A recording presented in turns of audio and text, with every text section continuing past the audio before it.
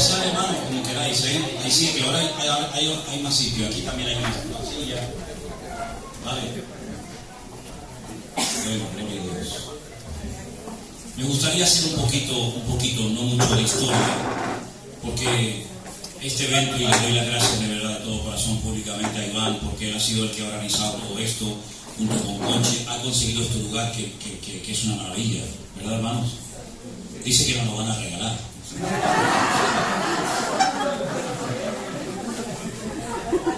Ahora dirá, este no lo inviten más que no, la verdad es que es un lugar espectacular. Yo no lo conocía, mira que he estado a veces por estas tierras, pero no lo conocía. La verdad que Dios bendiga a estos hermanos. Qué bendición que tenemos un lugar como este para poder reunirnos los hermanos, porque siempre o tenemos que ir a hoteles o tenemos que ir a lugares de seminarios católicos y tal, pero bueno, gloria a Dios que esta propiedad pertenece al pueblo de Dios y que de verdad que el Señor nos bendiga grandemente, ¿no?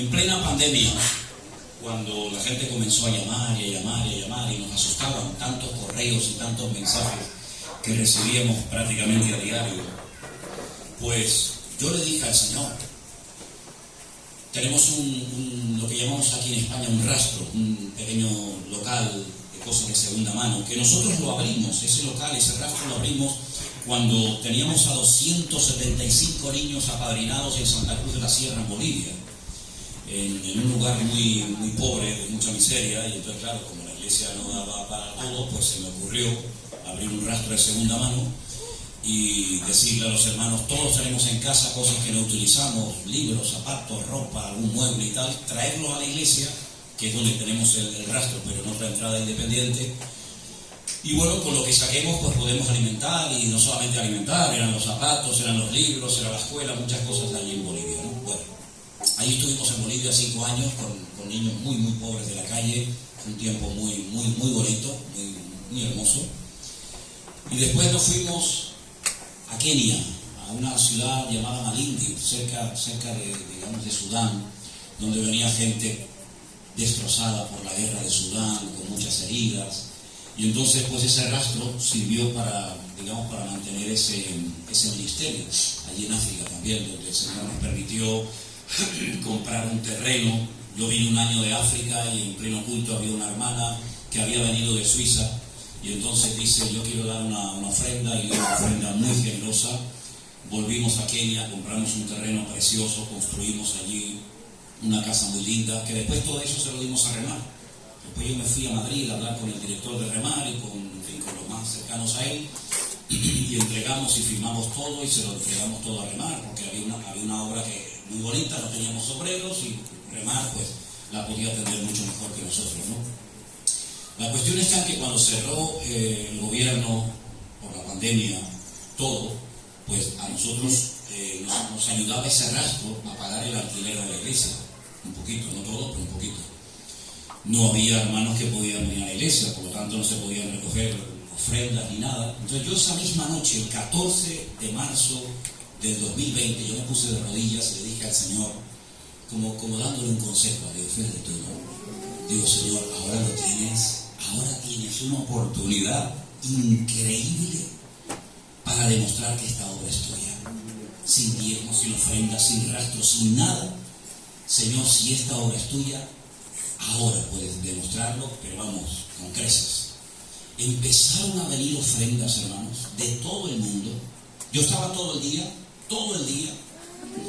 RIA, me las conozco de memoria, RIA, MoneyGram, Western Union, todos los días, 20 euros, 30 euros, 800 euros, 1000 euros, 40 euros, 1000 euros, pero eran cientos y cientos de gente que llamaba. Y entonces, pues nos ayudó a cubrir con todos los gastos, pero comenzamos a hacer algo que yo en mi vida, en 41 años que llevo de pastor, nunca lo había hecho, y es hacerlo al revés. En vez de la gente de la iglesia dar para la obra lo que hizo fue comenzar a pagar alquileres, comenzar a pagar dinero a hermanos que no tenían trabajo, que no tenían dinero, y cuanto más dábamos, más llegaba, y cuanto más bendecíamos, más éramos bendecidos. Y fue un tiempo realmente espectacular, por la ayuda económica, que también es importante, ¿verdad?, que entró durante ese tiempo. Pudimos ayudar a muchos hermanos. Canarias vive 100% del turismo. En Canarias no hay otro tipo de industria, al turismo y nos hundimos, ¿no?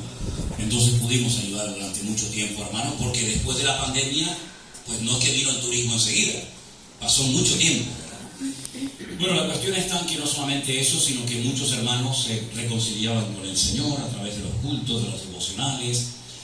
Un día se me ocurrió, yo todo eso, yo lo hacía por un grupo de WhatsApp, pero un día, como llegaban tantas preguntas, yo dije, mira, voy a hacer un par de devocionales y de pastor online, que se me ocurrió ponerle ese nombre, respondo a las preguntas y así ya me dejan tranquilo. Aquello fue peor, en el buen sentido de la palabra, porque cuanto más pastores online hacía, más preguntas llegaban. Yo decía, ¿para qué se me habrá ocurrido a mí meterme en este lío? Bueno, fue algo tremendo, mucha gente se convertía, mucha gente se reconciliaba. Comenzamos a oír cosas tremendas. Gente que les pedían dinero para bautizarse, que si pactos por aquí, que si maldiciones por allá. Yo decía, Dios mío, ¿pero qué ha pasado? ¿Qué ha pasado con todo? Se me partía el alma, créeme, se me partía el corazón cuando yo veía a las ovejas sin ganas, desmotivadas, heridas, desilusionadas, incluso en algunos casos arruinados, porque lo dieron todo a la obra y al final, bueno, un desastre. Como tanta gente se convertía y se reconciliaba con el Señor, pero no querían, porque o en algunos casos no podían y en otros casos no querían volver a sus respectivas iglesias, orando al Señor, le dije, Señor, dame sabiduría para organizar este montón de gente, que ¿qué hacemos con ellos? Entonces Dios puso en mi corazón hacer la iglesia virtual. Y cuando yo hablé de iglesia virtual, algunos me dijeron, otra locura más de Manolo, ahora se ha vuelto loco, ahora con la iglesia virtual. Nunca me habían enseñado a organizar algo así. Yo no, en mi vida había oído nada de iglesia virtual. Yo he sido toda mi vida pastor de iglesias presenciales. Entonces, lo que hicimos fue mandarles a la gente que no tenían congregación una planilla con sus datos, su teléfono, su dirección. La condición era que no fueran miembros de iglesia, y sigue siendo esa condición. Eso lo respetamos a rajatabla. Y mandarles una lista con las doctrinas básicas y elementales de la obra para que supieran si están de acuerdo o no están de acuerdo. Claro, comenzó a escribir centenares de personas de todas partes del mundo. ¿Cómo organizamos ahora esto? Ya tenemos los datos, ya tenemos los nombres, ¿ahora qué hacemos? Uno es de México, el otro es de Panamá, el otro es de Alemania, el otro es de Honduras. Reuní unos cuantos hermanos y en una mesa muy grande, y todo esto está grabado en vídeo, es muy bonito ver esto, hace poco me llegó el recuerdo. Vamos a poner aquí todos los de Estados Unidos, aquí ponemos todos los de Europa, aquí ponemos todos los de Centroamérica y Sudamérica. Entonces hicimos 3 grupos, el 1, el 2 y el 3. Pero claro, vale, ya tenemos los grupos, porque cuando en un sitio es de día, en otros sitios de noche. Nosotros estábamos todo el día al teléfono, todo el día, comíamos y apenas nos sentábamos, venga a llamar, y cuando ya nos íbamos a la cama reventados después de haber estado atendiendo cientos y cientos de correos y llamadas, la gente nos llamaba y nos decía, buenos días, pastor. Y yo decía, buenas noches, hermana. Ay, está nervioso. Digo, no, es que son las 3:30 de la mañana, hermano. No estoy nervioso. Ay, perdone. Nos llamaban de Australia, tú imagínate, de Australia, 12 horas. Nos están llamando mucho últimamente de Australia, de Nueva Zelanda. Y la cosa es que, Señor, provee obreros, ¿verdad? Para que podamos organizar. Dios comenzó, por supuesto nos equivocamos, por supuesto seguimos aprendiendo, ¿verdad? Uno salía bien, otro salía mal. Un día uno me dijo, dame todos los nombres y teléfonos y direcciones de todos los de Sudamérica, que yo me encargo de atenderlos. Y le dije, sí, ya. La acabo de conocer hace 10 minutos y te voy a dar miles de nombres.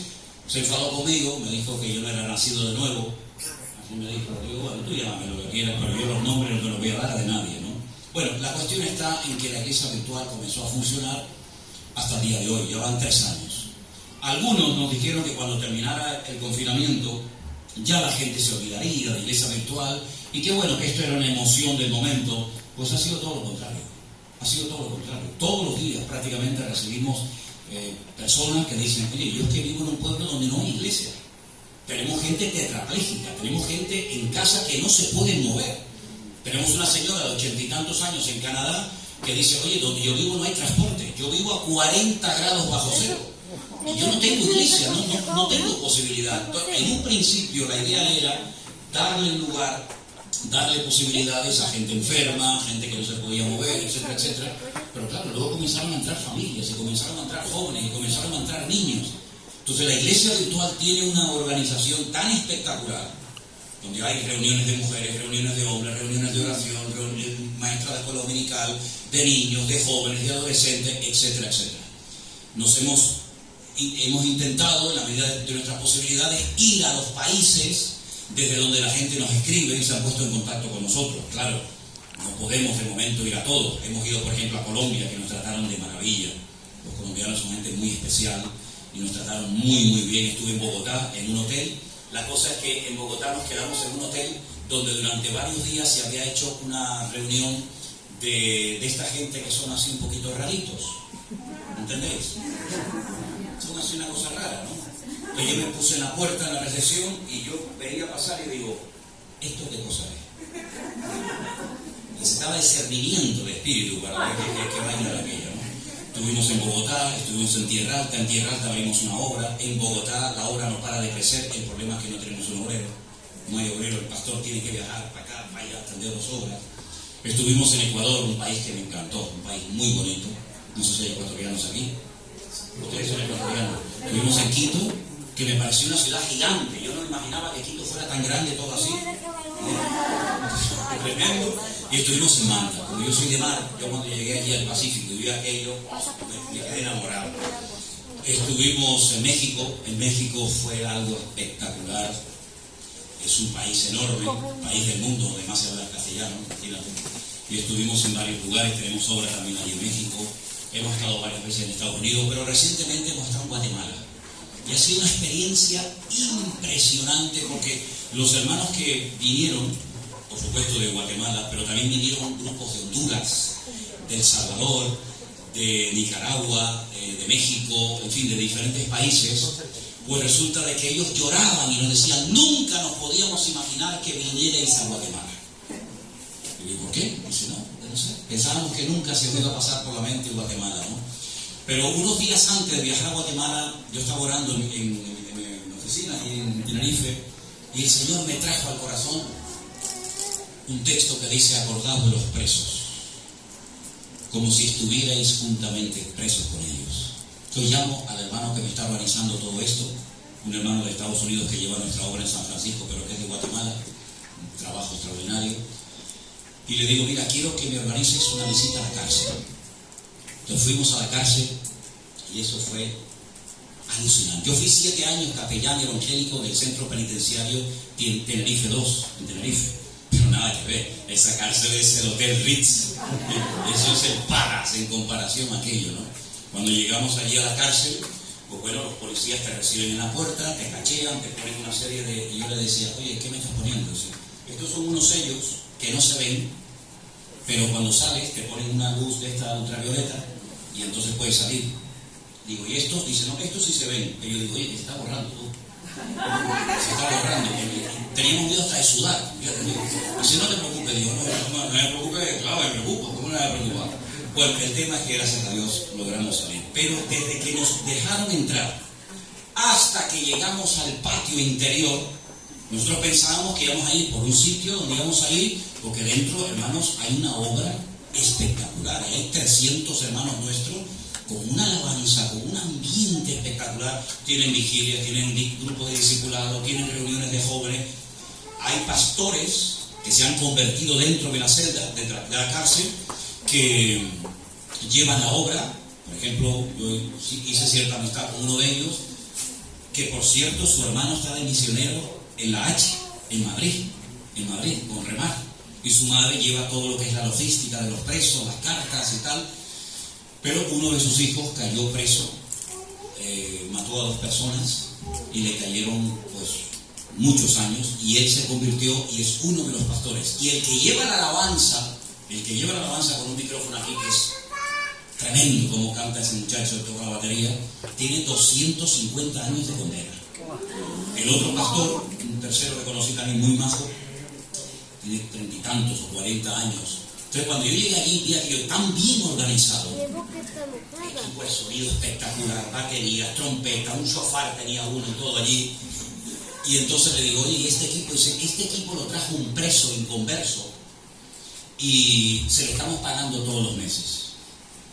Y nosotros sentimos en el corazón decir, bueno, pues mira, a partir de ahora ya no le paguéis nada, la obra nosotros os vamos a ayudar. Oye, lloraban aquellos chavales. Entramos en contacto con las maras. Hay 2 maras. ¿Sabéis lo que son las maras, no? Estos que están tatuados desde aquí hasta la punta del pie. Tremendo. Pero tuvimos ahí un privilegio de conocer la realidad de la cárcel centroamericana. Entramos como a las 8:30 de la mañana y salimos a las 2:30 de la tarde. Y fue una experiencia increíble, increíble. Aquello es un infierno. Hay de todo. Hay prostitución, hay de todo. Es decir, no puedo comentar demasiadas cosas, pero hay de todo. Y allí es sálvese quien pueda. Vi mucha gente esquelética, no tienen dinero, duermen. Es una cárcel para 1.200 presos y hay 4.800. Nosotros estuvimos, cuando terminó la reunión, en una celda que es más pequeña que esta plataforma, 15 hermanos. Aquí unos cuantos, y han hecho con unas chapas de madera, con un altillo, donde duermen así, y ahí había otros hermanos porque no podíamos salir a los patios porque es tanto peligroso. Nos dijeron, no se os ocurra entrar con un teléfono móvil, porque si entráis son 20 años de condena. Por Dios. Claro, yo cuando entré allí, yo estaba en el punto y veía unas tablets de última generación, así grabando, teléfonos, y yo decía, ¿y este? Y si no, el tío está adentro y ya, ¿qué más le van a echar? Estos son privilegiados, pero tú no lo hagas. Digo, no te preocupes, que por la cuenta que me trae, no voy a traer el teléfono. Fue una experiencia maravillosa, el congreso muy bonito. Y quiero decir que con todo esto, jamás en nuestra vida llegamos a pensar que en un salón como este o como cualquier otro de los que alquilamos por ahí, podríamos juntar a centenares de hermanos que no nos habíamos visto nunca en la vida. Hermanos de todas las naciones, hermanos, como dije antes, de diferentes denominaciones, hermanos que allí parece que nos conocemos de toda la vida, porque hay una serie de características que se están dando, que se siguen dando en esto de la iglesia virtual, y es que cuando nos vemos, claro, ustedes juegan con ventaja, ustedes me ven a mí, yo no veo a nadie, yo pongo a mi teléfono, porque a mí me pregunta mucha gente, tú tendrás una infraestructura tremenda, ¿no?, de cámaras y de teléfono. Digo, infraestructura tengo el teléfono, que yo lo pongo en un trípode así. Bueno, al principio lo ponía en un rollo de papel higiénico. Tengo la fotografía que os lo puedo enseñar cuando queráis. Son 2 rollos de papel higiénico, lo metí uno dentro de otro y el teléfono lo metí dentro. Porque no podíamos salir a comprar, pues en 2 rollos de papel higiénico. Y con eso hemos ganado miles de almas. Y algunos me decían, por ejemplo, estuvimos en un canal de televisión espectacular en Los Ángeles, en Estados Unidos, y yo veía todo aquello y me decía, yo no entiendo. Tú con un teléfono habéis ganado a medio mundo y nosotros con este canal estamos de deudas hasta el cuello. Digo, mira, hermano, es la gracia de Dios. No es el nombre, no es una iglesia, no es una denominación. Me acuerdo que a veces me han llamado hermanos de otras naciones y me dicen, hermano, mira, estoy aquí con un pastor. Porque esto es algo que siempre les preocupa mucho a los pastores. Pero vosotros, ¿de qué denominación sois? Luego me llaman de Colombia y me dicen, ¿qué le digo? ¿De qué denominación somos? Digo, tú dile que somos de Cristo. Aquí no estamos defendiendo denominaciones, ni colores, ni banderas, ¿no? Si Dios está haciendo una obra realmente maravillosa, prueba de ello, que no todos los que están aquí en esta mañana sois miembros de la iglesia virtual, sois miembros de diferentes iglesias. Nosotros jamás llamamos a nadie. Es más, yo generalmente cuando me invitan a la iglesia, generalmente procuro dar largas y no porque no quiero que nos acusen jamás en la vida de que nuestro objetivo es sacar a gente de las iglesias. Nuestro objetivo es ganar almas nuevas o ayudar a restaurar a hermanos que por diferentes motivos no se han congregado durante años, pero que sin embargo se han reconciliado con el Señor en este tiempo y quieren ir en serio con el Señor. Porque en este ministerio lo que prevalece, como bien lo saben ustedes, es la palabra. Aquí es la palabra. Bueno, sí, no tengo problemas con las emociones ni con los sentimientos, pero todo eso es pasajero. Aquí lo que buscamos es que la gente sea sólida en su relación con el Señor, porque os digo algo, la semana pasada hemos tenido un ataque terrible, un ataque tremendo. Nos levantamos un día y nos habían quitado el canal, nuestro púlpito al mundo. Menos mal que a través de Facebook pues podíamos hacer algo. Pero nos levantamos una mañana y nos encontramos que nos habían hackeado el canal. Bueno, hicimos todo lo posible por poder recuperarlo, pero ¿qué fue lo que pasó? Que la persona que tenía que pasar todo el informe y todos los datos que nos pedían y que mandábamos y mucho más, pues como que no le daba la gana de tocar el botón y devolvernos el canal. Nuestros 3.000 mensajes, tenemos 3.000 predicaciones y estudios bíblicos en el canal, gracias a Dios no los borró, cosa que podía haber hecho tan con un botón. Sin embargo, los puso ahí en privado para que nadie los pudiera ver, ¿verdad? Fue una lucha tremenda. Una persona que nos ayudó nos dijo: voy a comenzar a pensar eso de que odian a los evangélicos, a ver si va a ser verdad. Bueno, fue una lucha titánica. Yo agradezco a todos los que estuvisteis orando por todo esto, porque a todo esto después, cuando pudimos recuperar, entre comillas, el canal, aparecía otro nombre. Creo que era MicroStrategy o algo así, ¿no? Amén. Pero claro, la gente, como yo le he dicho tantas veces, no se metan en cualquier canal, no le crean a cualquiera, pues la gente decía, ni MicroStrategy ni nada. Yo no me meto, digo, no. Pero teníamos el temor, fue una temeridad por nuestra parte el domingo pasado, retransmitir el culto, porque decíamos, como la gente empieza a denunciar el canal, nos van a cerrar el canal otra vez. Amén. Y si lo perdemos la segunda vez ya va a ser más complicado. Es decir, no sabemos, y lo digo de verdad delante del Señor, hasta cuándo va a durar esto. Pero por eso todo lo que habéis aprendido, todo lo que habéis escuchado en estos años, que haya traído madurez y fortaleza espiritual a vuestra vida, para que si en algún momento yo le dije al Señor, Señor, no me permitas ver con mis ojos que nos quitan este canal. Se lo he pedido al Señor. Hemos tenido tantas pruebas últimamente, la muerte de mi madre, la enfermedad de Miriam. Bueno, van a decir que es una tontería, pero después de 15 años tuve que sacrificar a mi compañero de viaje, a mi perrito Trotsky. Ahora con el canal, yo digo, Señor, yo, la verdad, después de tantas pruebas, yo necesito que no me metas otra vez, por lo menos déjame un tiempito respirar. Entonces el Señor me ha traído a Alicante y dice, bueno, respirar sí, pero vas a pasar tela de canal, ¿no? Así es que oremos mucho para que Dios nos ayude. Vamos a hacer ahora una serie de cosas. Hay que invertir. Una de las cosas que nos han recomendado es que, por ejemplo, el logotipo de la iglesia y el nombre Centro Evangélico Vida Nueva, que lo patentemos, que hagamos una patente. Amén. ¿Por qué? Porque hay tantos canales por ahí que pone Centro Evangélico Vida Nueva. Hay uno que me dijo una persona, dice, oráculos del Centro Evangélico Vida Nueva, y hablo con todos los brujos, los santeros, los magos, los adivinos y los oráculos, ¿no? Entonces, para que no pase esto, nos han dicho, lo que tenéis que hacer es patentar. Como una patente de la Coca-Cola, de lo que sea, vale 1.500 euros la patente. ¿Qué te parece? Luego, queremos almacenar los 3.000 mensajes que tenemos, para que si algún día alguien nos lo quiere borrar, que por lo menos estén ahí. Nos hemos informado, y ese material, para poder almacenarlo en una cosa que se llama no sé qué, la nube se queda corta, algo más potente que la nube, pues 1.400 euros. Es decir, vamos a tener que hacer inversiones para evitar, en la medida posible, vamos a comprar unas llaves, hay unas cosas que se ponen en el ordenador, para que si no se meten esas llaves, nadie pueda tener acceso al canal. Si vamos a blindar, vamos a hacer todo lo posible para que no vuelva a suceder lo que pasa. Por supuesto, no hay seguridad 100%, ni en esto, ni en nada, ni en la tecnología, ni te cuento. Hay cada chaval por ahí, hay cada chico que son genios. Hombre, si han hackeado páginas como, por ejemplo, no sé, el Pentágono de Estados Unidos y tal, imagínate a Manolo Sierra, si no lo van a hackear. Me hackean cuando quieran, ¿no? Pero, por lo menos vamos a hacer todo lo posible para que a mí no me importa que la gente comparta los mensajes, los cultos. ¿Cómo va a importar? Por favor. Lo que no me gusta es que la gente después mientan.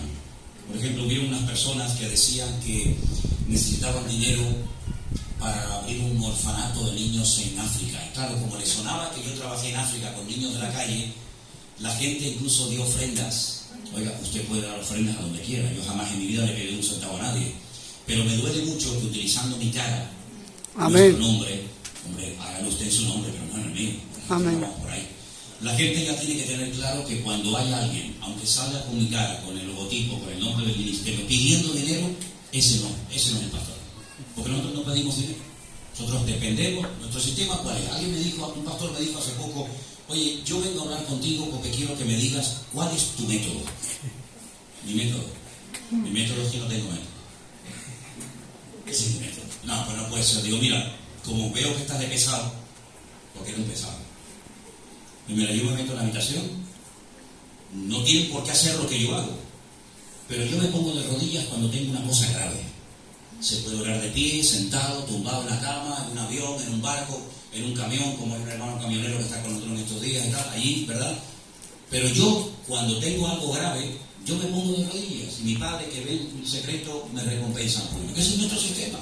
Y Dios nos provee, Dios nos ayuda y Dios nos bendice, ¿te das cuenta? Entonces, quiero decir con todo esto que tenemos que orar para que el Señor nos mantenga ahí hasta que Él lo permita, hasta que Él lo crea conveniente y que este ministerio pues siga siendo de bendición para miles de almas. Amén, hermanos. Amén. Vamos a orar un momentito, cerrar vuestros ojos, vamos a escuchar la palabra en esta mañana.